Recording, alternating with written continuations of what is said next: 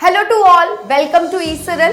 तो बच्चों, आप सभी की डिमांड पे मैं लाइफ प्रोसेसेस चैप्टर का वन शॉट लेके आ चुकी हूँ। बच्चे डिमांड कर रहे थे मैम लाइफ प्रोसेस चैप्टर बहुत लंबा है, हमसे वन शॉट में कंप्लीट नहीं हो रहा है, तो आज मैं आपके लिए इसका वन शॉट लेके आ चुकी हूँ।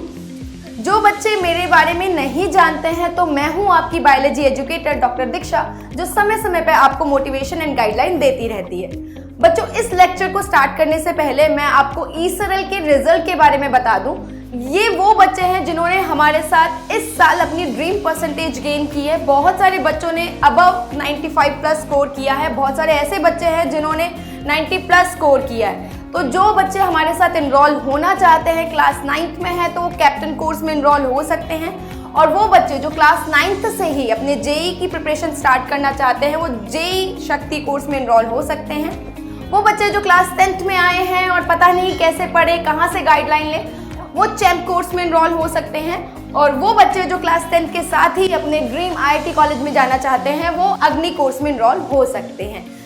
ई सरल आपको बहुत ही कम प्राइस में, बहुत ही अफोर्डेबल प्राइस में एक एजुकेशन सिस्टम देता है, जहाँ पे आपको वीडियो लेक्चर्स मिलते हैं, एनिमेटेड वीडियो लेक्चर्स मिलते हैं, समय समय पर स्टूडेंट टीचर इंटरेक्शन होती है, साथ ही साथ हम स्कूल साथी प्रोग्राम भी चलाते हैं, जहाँ पे आपके डाउट, हर एक डाउट को हम पूरा सॉल्व करने की कोशिश करते हैं। तो चलो अब हम स्टार्ट कर देते हैं इस चैप्टर को, दैट इज लाइफ प्रोसेस।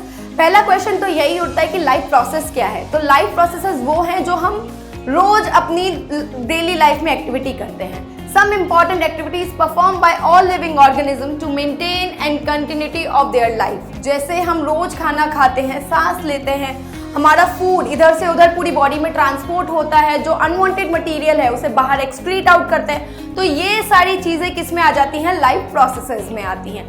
तो पहला हम लेते हैं, इस चैप्टर का फर्स्ट पार्ट लेते हैं, दैट इज न्यूट्रिशन। तो न्यूट्रिशन की डेफिनेशन क्या हो जाएगी? The process by which a living organism obtain and utilize nutrients is called nutrition. खाना और उसको यूटिलाइज करना न्यूट्रिशन कहलाता है। अब बच्चों के दिमाग में ये क्वेश्चन आता है कि मैम न्यूट्रिशन तो समझ में आ गया, ये न्यूट्रिएंट क्या है? न्यूट्रिएंट फूड के कंपोनेंट होते हैं, ऑर्गेनिक और inorganic substance of the food required for the maintenance of life and survival of living organism. जो भी फूड के कंपोनेंट हैं, चाहे वो ऑर्गेनिक हो चाहे इनऑर्गेनिक हो, वो न्यूट्रिएंट कहलाते हैं। जैसे हम बात करें carbohydrate, protein, fats and vitamin, ये ऑर्गेनिक कंपोनेंट्स हैं, जबकि मिनरल्स आपके इनऑर्गेनिक न्यूट्रिएंट के अंदर आ जाते हैं। ठीक है।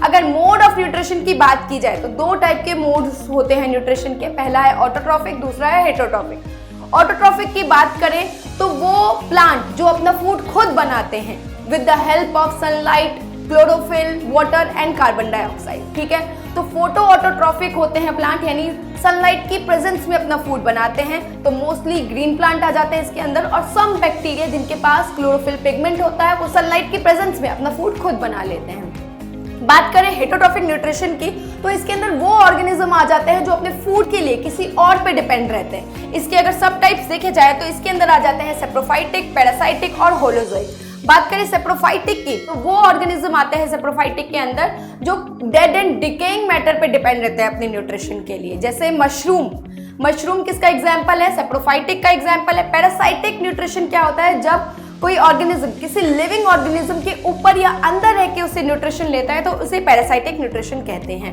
होलोजोइक में क्या होता है? इसमें होलोजोइक में आपका आ जाता है अमीबा, और ह्यूमन बीइंग भी होलोजोइक न्यूट्रिशन करता है। इसमें फूड को हम इंजेस्ट करते हैं, उसको डाइजेस्ट करते हैं, एनर्जी जो रिलीज होती है उसे यूटिलाइज करते हैं, और जो अनवांटेड मटेरियल है उसे एक्सक्रीट आउट कर देते हैं। तो होलोजोइक देखा जाए तो इसके अंदर 3 टाइप के ऑर्गेनिज्म आ जाते हैं, हर्बीवोरस, कार्निवोरस और ओमनिवोरस। हर्बीवोरस की बात करें, जो प्लांट ईटिंग ऑर्गेनिज्म होते हैं, जो कंप्लीटली न्यूट्रिशन के लिए प्लांट पे डिपेंड है, वो हर्बीवोरस कहलाते हैं। कार्निवोर जो अदर ऑर्गेनिज्म को ईट करते हैं, तो वो कार्निवोरस के अंदर आ जाते हैं। और ओमनिवोरस जो प्लांट और एनिमल दोनों को खाते हैं, वो ओमनिवोरस के अंदर आ जाते हैं। तो पहले हम लेने वाले हैं ऑटोट्रॉफिक न्यूट्रिशन। मैंने आपको बता ही दिया, mostly green plants and some bacteria are autotroph. ठीक है, वो अपना फूड खुद बनाते हैं in the presence of sunlight and chlorophyll pigment. Auto means हो जाता है सेल्फ, यानी खुद अपना न्यूट्रिशन करना। The process by which green plants synthesize their food by using simple substance like carbon dioxide, water in the presence of sunlight and chlorophyll is called photosynthesis. ये इसमें process कौन सी होती है? फोटोसिंथेसिस की प्रोसेस होती है। अगर इसके रॉ मटेरियल की बात करें, ये वाली केमिकल रिएक्शन बहुत इंपॉर्टेंट है, जहाँ पे 6 molecule of carbon dioxide, 12 molecule of water in the presence of sunlight and chlorophyll convert हो जाता है ग्लूकोज में, ऑक्सीजन रिलीज होती है और कुछ वाटर ड्रॉपलेट्स बनते हैं। तो ये केमिकल रिएक्शन बच्चों एग्जाम पॉइंट ऑफ व्यू से बहुत इंपॉर्टेंट है, आपको याद होनी चाहिए। बात करें स्टेप की, फोटोसिंथेसिस स्टेप की बात करें तो सबसे पहले इसमें लाइट एनर्जी को एब्जॉर्ब करते हैं प्लांट और उस लाइट एनर्जी को कन्वर्ट कर देते हैं केमिकल एनर्जी में। इन the presence of chemical energy water का स्प्लिटिंग होता है इनटू हाइड्रोजन एंड ऑक्सीजन। ये ऑक्सीजन एनवायरनमेंट में रिलीज हो जाती है और जो हाइड्रोजन बचा ये कर देता है रिडक्शन कार्बन डाइऑक्साइड का इनटू कार्बोहाइड्रेट बोले ग्लूकोज में। ठीक है, तो ये कंप्लीट स्टेप है, ये भी इंपॉर्टेंट स्टेप है।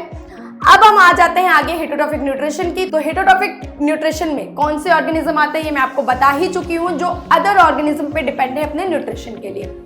ठीक है, तो ये सारी चीजें आपको पता ही है। The mode in which animal use complex organic compounds present in plant and animals is called heterotrophic nutrition. इसमें हम एनिमल्स भी आ जाएंगे, फंजाई भी आ जाएगा और प्लांट्स भी आते हैं, कुछ ऐसे जो पैरासाइटिक न्यूट्रिशन करते हैं। बात करें न्यूट्रिशन इन अमीबा, ये भी एग्जाम पॉइंट ऑफ व्यू से बच्चों बहुत इंपॉर्टेंट है कि अमीबा में किस टाइप का न्यूट्रिशन होता है। तो अमीबा में होलोजोइक टाइप ऑफ न्यूट्रिशन होता है। जैसे ही अमीबा किसी फूड पार्टिकल के पास में आता है तो वो स्यूडोपोडिया की हेल्प से उस फूड पार्टिकल को अपने अंदर ले लेता है और एक वैक्यूल बनती है जिसे फूड वैक्यूल बोला जाता है, और इसी फूड पार्टिकल को अंदर ले जाकर उसका कंप्लीट डाइजेशन हो जाता है। जो अनवांटेड मटेरियल है वो बॉडी सरफेस से अब चला जाता है। तो ये कंप्लीट प्रोसेस हो जाती है न्यूट्रिशन इन अमीबा की। When amoeba comes in contact with food particles, it send off pseudopodia. Pseudopodia क्या है? फिंगर लाइक प्रोजेक्शंस होते हैं जिसे फॉल्स फीट भी बोला जाता है। ठीक है, फिर ये क्या करता है, एक फूड वैक्यूल बना देता है, सेक लाइक स्ट्रक्चर होती है। फूड वैक्यूल के अंदर फूड पार्टिकल आ गया और उसमें कंप्लीट डाइजेशन अपने अंदर कर लेता है। अमीबा में सिर्फ एक ही सेल होती है, यानी अमीबा यूनिसेलुलर ऑर्गेनिज्म है और एक ही सेल सारा काम कर लेती है। उसी के अंदर डाइजेशन होता है, उसी के अंदर यूटिलाइजेशन होता है एनर्जी का, और वहीं से बॉडी सेल से वो अनवांटेड मटेरियल बाहर निकल जाता है। बात करें न्यूट्रिशन इन ह्यूमन बींग्स, ये एग्जाम पॉइंट ऑफ व्यू से बहुत इंपॉर्टेंट है। कहीं ना कहीं इसमें से शॉर्ट क्वेश्चन पूछे जाते हैं या आपसे ह्यूमन एलिमेंट्री कैनाल का डायग्राम पूछा जाता है। बच्चों बात करें एलिमेंट्री कैनाल, हमारा फूड जो कंप्लीट डाइजेस्ट होता है वो एलिमेंट्री कैनाल में ही होता है। इसकी लेंथ होती है 7 to 8 मीटर।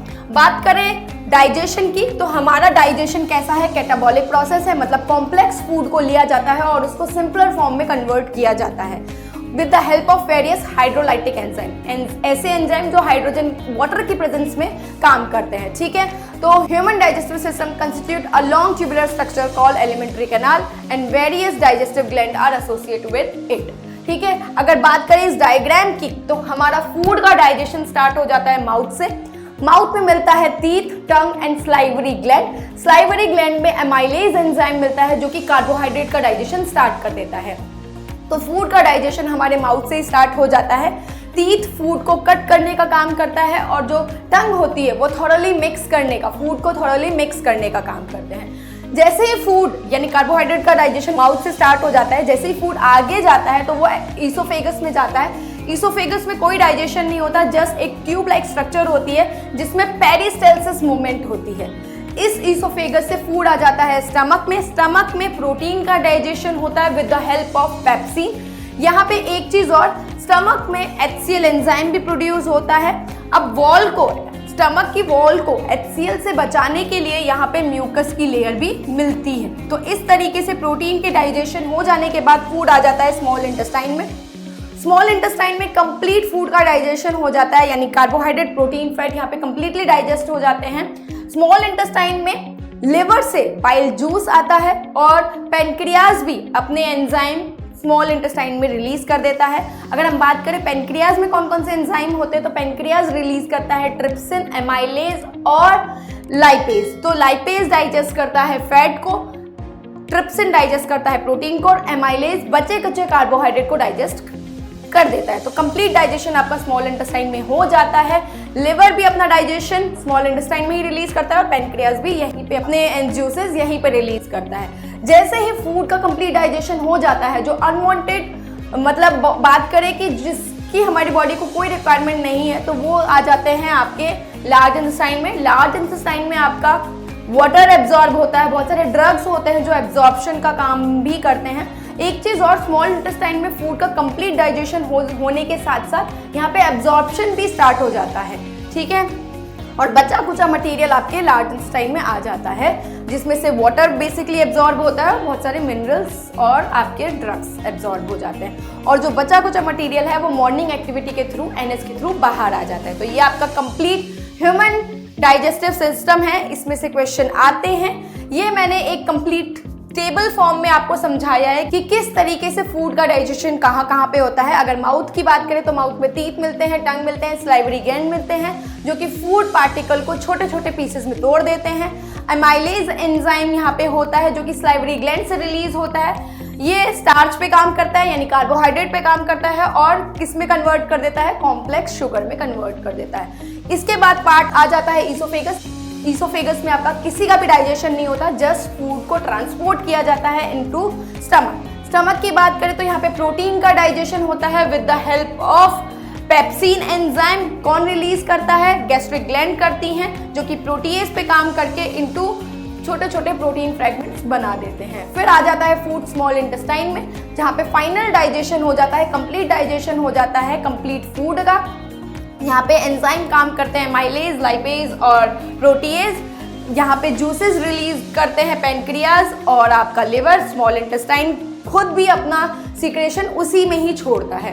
ये कॉम्प्लेक्स शुगर, फैट और प्रोटीन तीनों पे काम करेंगे और छोटे छोटे पार्टिकल्स में ब्रेक डाउन कर देंगे। लार्ज इंटेस्टाइन में फूड का कोई डाइजेशन नहीं होता, जस्ट वाटर का, सॉल्ट का और ये जितना भी बचा कुचा मटेरियल है उसे बाहर रिलीज कर देता है, यानी एनएस की तरफ छोड़ देता है। बाकी इसमें वाटर का, ड्रग्स का और कुछ सॉल्ट्स का यहाँ पे एब्जॉर्प्शन का होता है, ठीक है।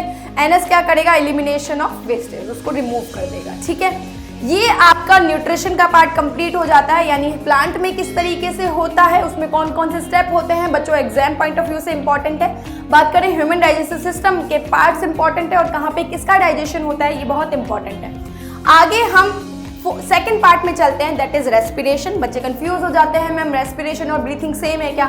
नहीं, रेस्पिरेशन अलग है, ब्रीथिंग अलग है। ब्रीथिंग मतलब सांस लेना, सांस छोड़ना, यानी एयर में जो ऑक्सीजन है उसे हम इनहेल करते हैं, यानी एयर को इनहेल करते हैं, और कार्बन डाइऑक्साइड कंटेनिंग जो भी अपना कार्बन डाइऑक्साइड कंटेनिंग एयर को हम एक्सहेल कर देते हैं, तो दैट इज ब्रीथिंग। और रेस्पिरेशन क्या है? रेस्पिरेशन आपकी बायोकेमिकल प्रोसेस है in which oxidation of food occurs to produce energy in the form of ATP. ATP की फुल फॉर्म क्या है? एडिनोसिन ट्राइफॉस्फेट, ठीक है।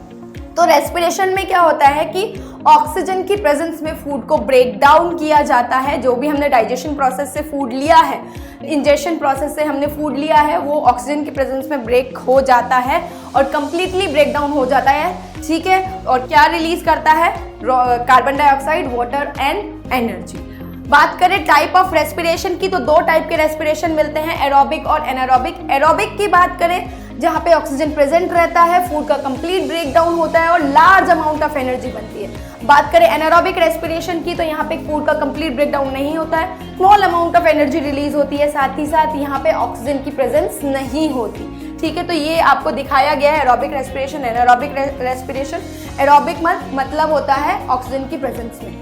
तो एरोबिक रेस्पिरेशन की डेफिनेशन आएगी एग्जाम में, तो क्या लिख के आओगे? In the process large amount of energy, यानी 38 एटीपी रिलीज होते हैं from complete breakdown of food substance by using oxygen is called aerobic respiration.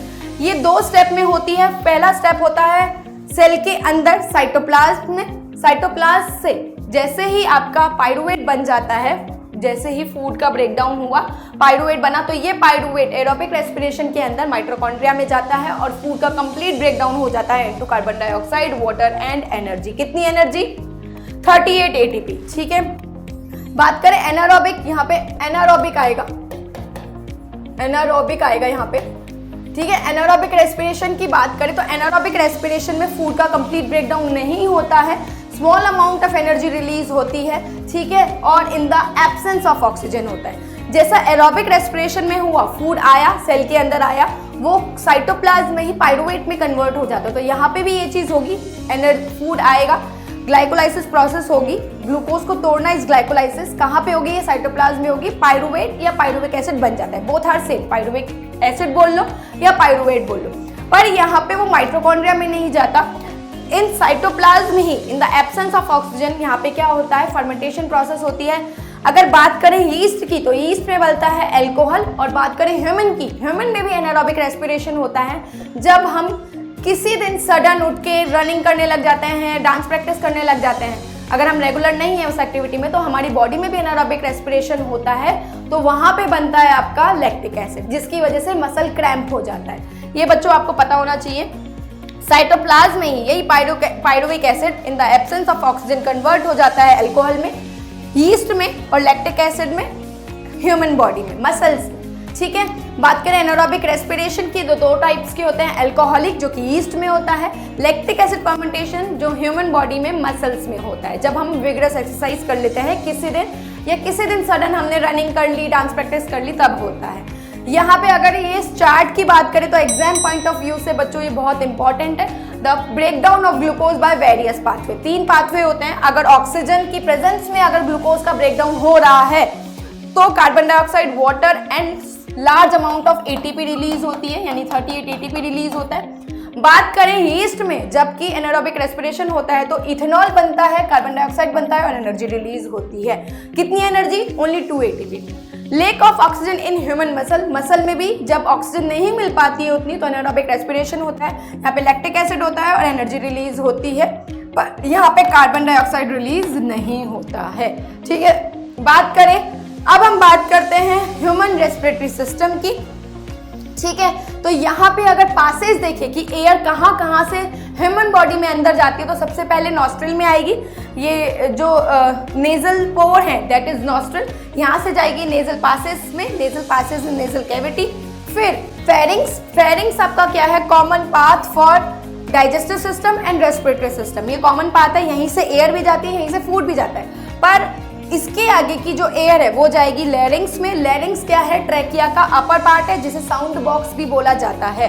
Trachea जैसे ही डिवाइड हो जाते हैं, लंग्स की तरफ मूव करते हैं, तो 2 ब्रांचेस में डिवाइड हो जाते हैं, जिसे ब्रोंकाई बोलते हैं। यही ब्रोंकाई लंग्स में फर्दर डिवाइड हो जाता है, ब्रोंकियोल्स कहलाते हैं, और ब्रोंकियल्स फर्दर सब डिवाइड हो जाती है इनटू एल्वियोलर सैक, जहाँ पे गैसेस एक्सचेंज होता है, यानी कैपिलरीज को, वहां से गुजरने वाली ब्लड कैपिलरीज को, जो कि एक टाइप की ब्लड वेसल है, उनको ऑक्सीजन मिल जाती है, और जो भी सेल मेटाबॉलिक एक्टिविटीज के थ्रू कार्बन डाइऑक्साइड बना रहा है वो एल्वियोलर सैक में आ जाएगा, और रिवर्स पाथवे से नॉस्ट्रल से कार्बन डाइऑक्साइड कंटेनिंग एयर बाहर निकल जाती है। तो ये एक डायग्राम आपको विजिबल होगा ह्यूमन रेस्पिरेटरी सिस्टम का, जिसमें आपको कंप्लीटली बताया गया कि कहाँ से एयर जा रही है। सबसे पहले नेजल पासेज में जाएगी और यहाँ से फेरिंग्स आ जाएगा। फेरिंग्स मैंने बताया कॉमन पाथ है for digestive system and respiratory system. ये आगे ट्रैकिया में जाएगा। ट्रैकिया की वॉल पे सी शेप में कार्टिलेजिनस रिंग होती हैं जो इसको कोलैप्स होने से बचाती हैं। तो बच्चों आपके 1 मार्क क्वेश्चन में ये बन सकता है।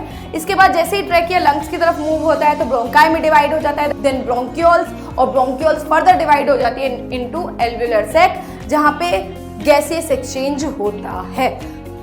लंग्स के जस्ट नीचे एक मस्कुलर स्ट्रक्चर होती है जिसे डायफ्राम बोला जाता है।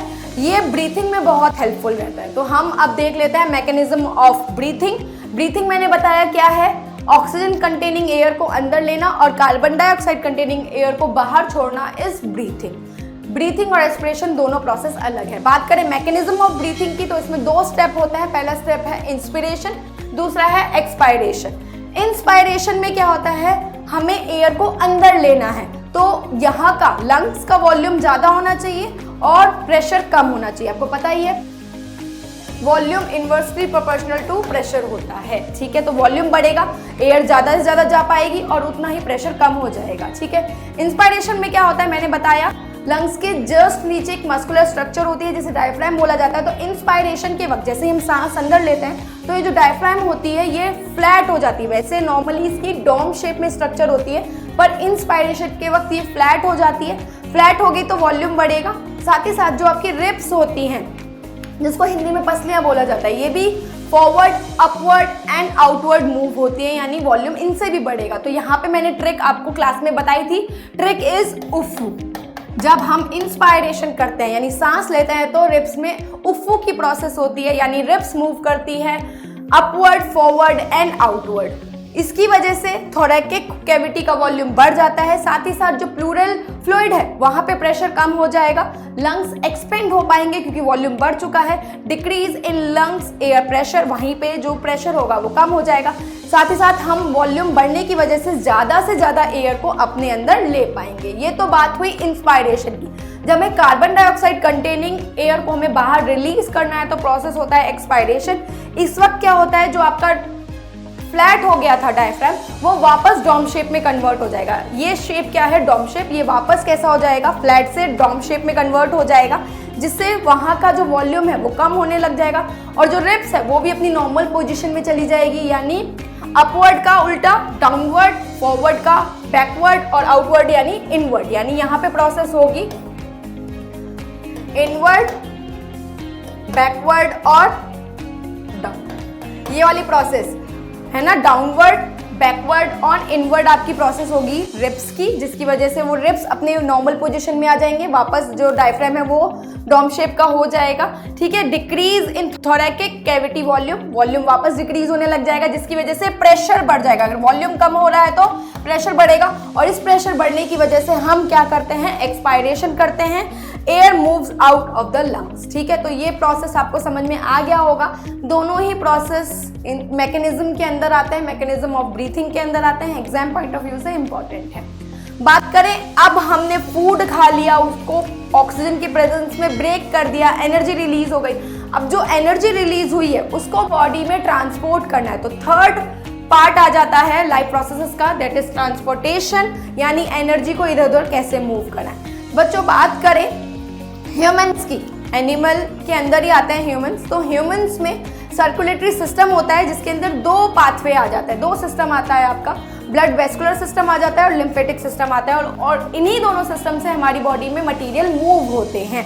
बात करें ब्लड वेस्कुलर सिस्टम की तो इसके तीन कंपोनेंट्स होते हैं। फर्स्ट वन इज ब्लड हमेशा ब्लड वेसल्स में फ्लो होता है और इसको पंप करने वाला ऑर्गन इज हार्ट। तो हम ब्लड वेस्कुलर सिस्टम में तीन चीजें पढ़ते हैं, ब्लड का कंपोजिशन पढ़ते हैं, ब्लड वेसल्स के बारे में पढ़ते हैं और पंपिंग ऑर्गन हार्ट के बारे में पढ़ते हैं। लिम्फेटिक सिस्टम की बात करें तो जिस तरीके से ब्लड इधर उधर मटेरियल को, ऑक्सीजन को इधर उधर, एनर्जी को इधर उधर ले जाने का काम करता है, इसी के साथ सेकेंड सर्कुलेटरी सिस्टम आ जाता है, that is lymphatic system. Lymphatic system भी हमारी बॉडी में बहुत इंपॉर्टेंट रोल प्ले करता है। इसके अंदर भी लिम्फ वेसल, लिम्फ और लिम्फ नोड आ जाते हैं, ये भी मटेरियल को इधर उधर ले जाने का काम करते हैं। दोनों ही कनेक्टिव टिश्यू हैं, ब्लड और लिम्फ दोनों ही कनेक्टिव टिश्यू के अंदर, फ्लूइड कनेक्टिव टिश्यू के अंदर आ जाते हैं। बात करें first component of blood vascular system की, ब्लड की, तो ब्लड में देखा जाए तो 55% प्लाज्मा होता है, लिक्विड पार्ट है जिसे लिक्विड मैट्रिक्स बोला जाता है और इसमें बहुत सारी सेल्स सस्पेंडेड रहती हैं जो कि बनाती है 40 से लेके 45% ऑफ द ब्लड। तो 55 से लेके 60% आपका ब्लड प्लाज्मा है जो कि फ्लूइड मैट्रिक्स है और उसमें सेल सस्पेंडेड रहती हैं 40 to 45%। कौन कौन सी सेल रहती हैं, आरबीसीज रहती हैं, डब्ल्यूबीसीज रहती हैं, प्लेटलेट्स रहती हैं। इन शॉर्ट इनको आरबीसीज बोला जाता है, इनको डब्ल्यूबीसीज बोला जाता है और इनको प्लेटलेट्स ही बोला जाता है। ठीक है, आरबीसीज का क्या काम है, रेड ब्लड सेल्स का क्या काम है, रेड ब्लड सेल्स के अंदर रहता है हीमोग्लोबिन पिगमेंट जो ऑक्सीजन एंड कार्बन डाइऑक्साइड जो कि रेस्पिरेटरी गैसेस है उनसे बाइंड करता है।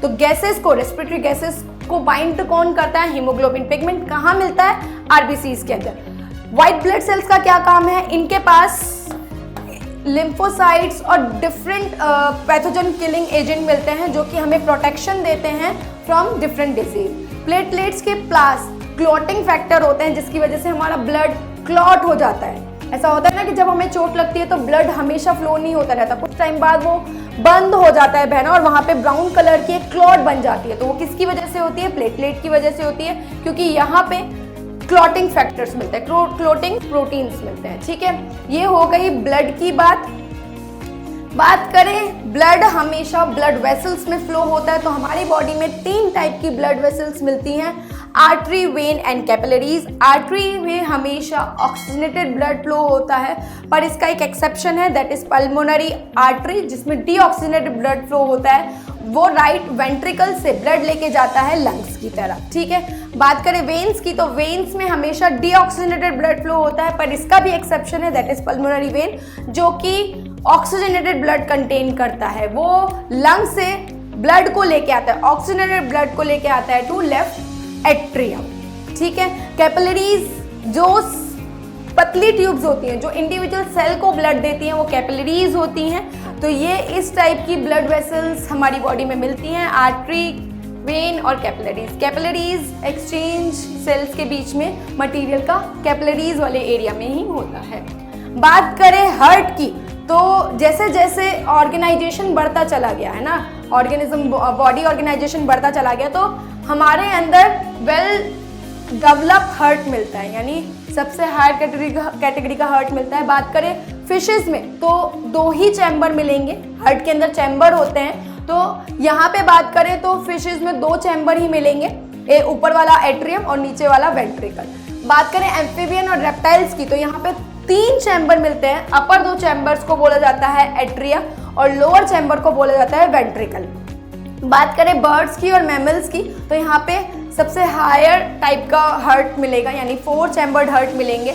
अपर 2 चैम्बर को बोला जाता है एट्रिया, लोअर 2 चैम्बर्स को बोला जाता है वेंट्रिकल। ठीक है, तो यहाँ पे फिशेज में सिंगल ब्लड सर्कुलेशन होता है, जबकि बर्ड्स में और मैमल्स में डबल सर्कुलेशन होता है।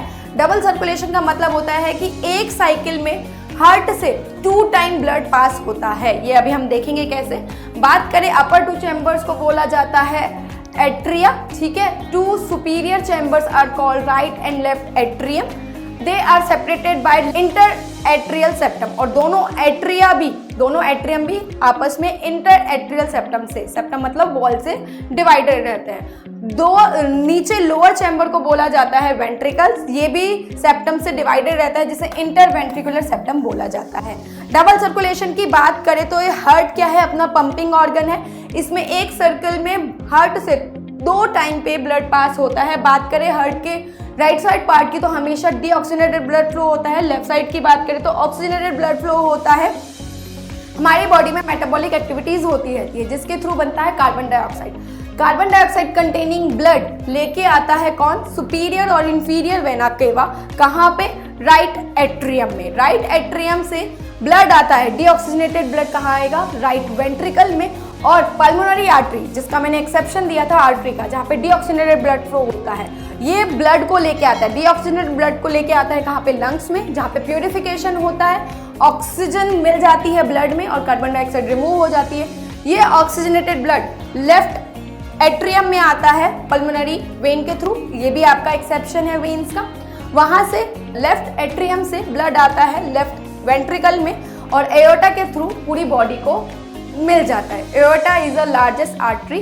ठीक है, तो ये आपका डबल सर्कुलेशन है, इस पे एग्जाम में क्वेश्चन बनता ही बनता है। बात करें ट्रांसपोर्टेशन इन प्लांट की, जिस तरीके से एनिमल्स में मटेरियल का ट्रांसपोर्ट होता है उस तरीके से प्लांट्स में भी ट्रांसपोर्ट होता है। और किसके थ्रू होता है, वेस्कुलर टिश्यू के थ्रू। 2 टाइप के कॉम्प्लेक्स परमानेंट टिश्यू मिलते हैं, जाइलम एंड फ्लोएम। जाइलम आपका वाटर का ट्रांसपोर्ट करता है और फ्लोएम क्या करेगा, फूड को ट्रांसलोकेट करता है। तो ये वेस्कुलर सिस्टम ही है बच्चों प्लांट में। जाइलम की बात करें तो जाइलम के अंदर tracheids, vessel, xylem parenchyma, xylem sclerenchyma मिलेगा। फ्लोएम की बात करें तो फ्लोएम में seed cells, companion cells, phloem parenchyma, phloem sclerenchyma मिलते हैं, ये इसके अंदर सेल्स है। बात करें लास्ट लाइफ प्रोसेस पार्ट की, तो दैट इज एक्सक्रीशन। हमने फूड खा लिया, एनर्जी रिलीज हो गई, एनर्जी को बॉडी में ट्रांसपोर्ट कर दिया। अब जो अनवांटेड मटेरियल बन रहा है उसे भी तो एक्सक्रीट करना है, तो वो आता है एक्सक्रीशन में। एक्सक्रीशन क्या है, removal of nitrogenous waste from the body. ठीक है, अगर हम ह्यूमन एक्सक्रीटरी सिस्टम की बात करें तो उसमें 1 पेयर ऑफ किडनी मिलता है, 1 पेयर ऑफ यूरेटर मिलता है, 1 यूरिनरी ब्लैडर मिलता है और 1 यूरेटर मिलता है। ये किडनी कहाँ पे होती है, किडनी आपकी एब्डोमेन में होती है, बैकबोन के पास में होती है। ठीक है, एब्डोमेन कैविटी में मिलती है। बात करें ये पेयर में होती है। ठीक है, इससे यूरेटर कनेक्ट रहते हैं जो कि यूरिन को लेके आते हैं यूरिनरी ब्लैडर में। यूरिनरी ब्लैडर में यूरिन को हम स्टोर कर सकते हैं, ये भी एक मस्कुलर स्ट्रक्चर है, और जब इच्छा हो तब यूरेथ्रा के थ्रू वो रिलीज हो जाता है। ठीक है, बात करें इंडिविजुअल किडनी की, तो किडनी में स्ट्रक्चरल फंक्शनल यूनिट है फिल्ट्रेशन की, दैट इज नेफ्रॉन। ठीक है, तो यहीं पे ब्लड का प्यूरिफिकेशन होता है, यानी ब्लड से जितना भी नाइट्रोजनस वेस्ट है वो इन्हीं नेफ्रॉन के थ्रू आ जाता है यूरेटर में, देन यूरिनरी ब्लैडर में, देन यूरेथ्रा में। ठीक है। तो each kidney has nearly 1 million complex filtration unit called nephron which are the structural and functional unit. यहीं पे बेसिकली ब्लड का प्यूरिफिकेशन होता है। ये इस टाइप में इसके अंदर स्ट्रक्चर होती है। किडनी के आउटर पार्ट को बोला जाए तो कॉर्टेक्स बोला जाता है, जो अंदर जहाँ पे आपका नेफ्रॉन रहते हैं अधिकतर पार्ट यहीं पे होता है इसका, जिसे मेड्यूला बोला जाता है, ठीक है। अगर हम नेफ्रॉन की स्ट्रक्चर की बात करें तो यहाँ पे स्टार्टिंग में एक कप शेप में स्ट्रक्चर होता है जिसे बोमन कैप्सूल बोला जाता है। ये इस टाइप में होता है कप शेप में, और यहाँ पे बहुत सारी ब्लड वेसल्स यानी कैपिलरीज आके कॉइल्ड हो जाती है जिसे ग्लोमेरुलस बोला जाता है। और कंबाइनली बोमन कैप्सूल और इस ब्लड कैपिलरीज के ग्रुप को बोला जाता है क्या, मेल्पिगियन बॉडीज, ठीक है। यहीं से ब्लड का प्यूरिफिकेशन होता है। बोमन कैप्सूल वाले पार्ट में अल्ट्रा फिल्ट्रेशन की प्रोसेस होती है, फिर बचा कुचा जो मटेरियल नीचे आता है तो वहाँ पे भी बहुत सारी यूजफुल चीज़ें आ जाती हैं, जहाँ पे इन ट्यूबुलर वाले पार्ट में proximal converted tubule, distal converted tubules, loop of Henle में और कलेक्टिंग डक्ट में मटेरियल का जैसे वाटर का, डिफरेंट आयंस का, इनका क्या होता है, रीएब्जॉर्प्शन होता है। और बचा कुचा जो हमारी बॉडी के लिए बिल्कुल भी यूजफुल नहीं है उसे कलेक्टिंग डक्ट के थ्रू भेजा जाता है यूरेथ्रा में, ठीक है। तो ये आपकी नेफ्रॉन की स्ट्रक्चर है, एग्जाम पॉइंट ऑफ व्यू से इंपॉर्टेंट है। इसका सिंपल डायग्राम मैं आपको लाइव क्लास में बता ही चुकी हूँ। बात करें हीमोडायलिसिस की, बहुत सारे लोग ऐसे होते हैं जिनमें किडनी फंक्शनल नहीं होती, तो प्यूरिफिकेशन कैसे हो, तो वहाँ पे आर्टिफिशियल किडनी इंट्रोड्यूस कराई जाती है। हीमोडायलिसिस की प्रोसेस होती है, वहाँ पे पेशेंट को वीक में 2 बार हॉस्पिटल बुलाया जाता है। वहाँ पे बॉडी से ब्लड को निकाला जाता है और आर्टिफिशियल किडनी इस डायलाइजिंग मशीन में ब्लड को प्योरीफाई किया जाता है, यानी ब्लड से निकाला जाता है नाइट्रोजनस वेस्ट और प्योरीफाई करने के बाद ब्लड को वापस पेशेंट के ब्लड में डाला जाता है। तो ये होता है हीमोडायलिसिस प्रोसेस। यहाँ पे डिफ्यूजन की प्रोसेस होती है, यानी ब्लड में, पेशेंट के ब्लड में जो भी नाइट्रोजनस वेस्ट है वो डायलाइजिंग सोल्यूशन में आ जाता है और प्योर ब्लड आपकी पेशेंट में चला जाता है, ठीक है। बात करें एक्सक्रीशन इन प्लांट की, तो प्लांट में भी एक्सक्रीशन होता है। जी हाँ, जिस तरीके से हम में वेस्ट मटेरियल को बाहर निकाला जाता है। बच्चों, एक्सक्रीशन और इजेशन दोनों डिफरेंट प्रोसेस है। आप मुझे कमेंट में ज़रूर बताना what is egestion and what is excretion. दोनों को मैं आपको डिफाइन कर चुकी हूँ कि एक्सक्रीशन में क्या होता है और इजेशन में क्या होता है। मुझे कमेंट में इसका आंसर ज़रूर करना। एक्सक्रीशन इन प्लांट में बात करें तो प्लांट में भी प्रोसेस होती है वेस्ट मटेरियल को बाहर निकालने की। बात करें ऑक्सीजन इटसेल्फ अ वेस्ट, हम प्लांट क्या करते हैं, फोटोसिंथेसिस प्रोसेस से वेस्ट बनाता है जो ऑक्सीजन है। ऑक्सीजन हमारे लिए बहुत यूजफुल है, ठीक है। बात करें वाटर की, प्लांट जो एक्सेस वाटर है उसे ट्रांसपिरेशन प्रोसेस के थ्रू बाहर निकाल देता है। वुडी प्लांट में स्टोमेटा तो मिलते ही मिलते हैं, साथ ही साथ उनकी स्टेम में भी एक छोटे छोटे पोर्स मिलते हैं जिन्हें लेंटिकल्स बोला जाता है और इनके थ्रू भी गैसेस एक्सचेंज होता है। प्लांट वेस्ट मटेरियल क्या करेंगे, वो वैक्यूल में स्टोर कर देते हैं। हमें पता है कि प्लांट की जो वैक्यूल है वो बहुत बड़ी होती है एज कम्पेयर टू एनिमल, तो वैक्यूल में अपना वेस्ट सेंड कर देते हैं। जैसे जैसे प्लांट का कोई पार्ट ओल्ड हो जाता है तो वो फॉल ऑफ होना स्टार्ट कर देता है और वेस्ट मटेरियल को वो बॉडी से बाहर निकाल देते हैं। तो अदर वेस्ट मटेरियल की बात करें जैसे रेजिन हो गया, गम्स हो गया, आपने देखा होगा किसी किसी प्लांट की सरफेस पे वाइट कलर का कुछ गमी सब्सटेंस है, तो वो क्या है, रेजिन है या गम्स है। इसके थ्रू भी प्लांट क्या करते हैं, जितने भी उनको ग्रेजिंग एनिमल है उनसे बचाते हैं। तो ये कंप्लीट लाइफ प्रोसेस चैप्टर है। आपको होपफुली ये चैप्टर मेरा बहुत इजीली समझ में आ गया होगा। और जो बच्चे क्लास 9th में, आपको फिर से मैं इन्फॉर्म कर दूं कि जो बच्चे क्लास 9th में इनरोल होना चाहते हैं वो कैप्टन कोर्स में इनरोल हो सकते हैं, और जो बच्चे क्लास 10th में इनरोल होना चाहते हैं वो चैंप कोर्स में इनरोल होकर अपनी ड्रीम परसेंटेज को गेन कर सकते हैं। Good luck, best of luck.